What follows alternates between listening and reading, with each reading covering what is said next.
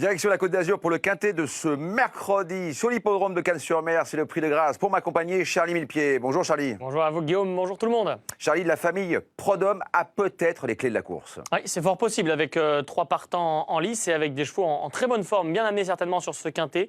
On va retrouver les conditions rapidement. 2150 mètres, piste en gazon, donc possibilité de venir au centre ou à l'extérieur de la piste.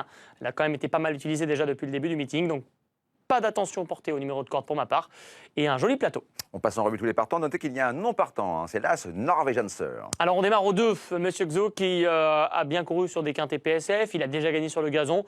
Ça semble être une chance tout à fait régulière avec Christophe Soumillon. Prince de Montfort a été excellent pour son entrée dans le meeting. Deuxième d'un cheval de Listed sur une distance en plus qui était un peu longue pour lui. Il est parfait certainement pour cet engagement, même si avec un peu plus de pluie, c'eût été peut-être encore mieux. Le 4, Shamsabad. Un peu décevant la dernière fois. J'y crois encore. Bon. J'y crois encore. On va parler du 3 Prince de Montfort. Écoutez, Pauline Prodhomme, son pensionnaire arrive à maturité. En début d'année, quand il a débuté à Cannes, il a été pris assez haut en valeur et c'était pas un cheval qui était du tout endurci, donc il a fallu s'adapter et d'un seul coup il a enchaîné des victoires très plaisamment. Après là il va affronter les vieux, donc à voir. Après, c'est sûr que c'est un cheval qui aime un peu les pistes souples. On n'a pas de pluie pour l'instant annoncée, mais bon c'est pas grave, on va s'adapter. C'est un coup franc bien placé. Et que je vais tirer personnellement, si vous le voulez bien. On tourne la page, on passe maintenant à la deuxième partie de tableau. Ridwan est déjà vainqueur de quintet, F-Dancer est déjà vainqueur de quintet. Ces deux-là subissent peut-être un peu la pénalisation au poids.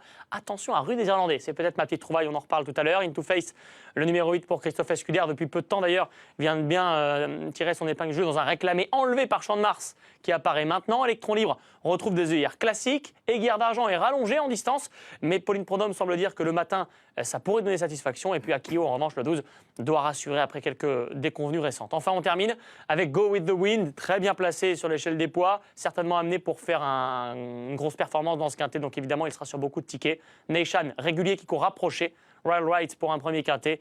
Et Bakshi Sarai qui vient de bien courir, d'être la note d'une course à condition. Charlie, on va découvrir votre ticket. 3 bases, c'est ça? Vous avez Oui, comme 3 option bases. 3 bases, 3 vrais coups de cœur. Prince de Montfort d'abord, parce que je pense que c'est un cheval qui est appelé à être au niveau des listed race dans les terrains souples en 2022. Donc ça peut passer par une victoire de quintet. Go With The Wind est idéalement situé au poids.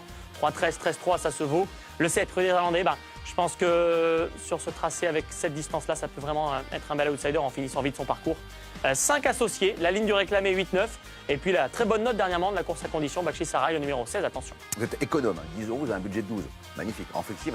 Et 2 euros, ils sont pour vous. Ah, c'est gentil. Merci Charlie. Départ de rien. la course 13h50. Je vous invite à aller sur equidia.fr pour avoir tous les éléments pour faire le papier de ce quintet. Bonjour à tous.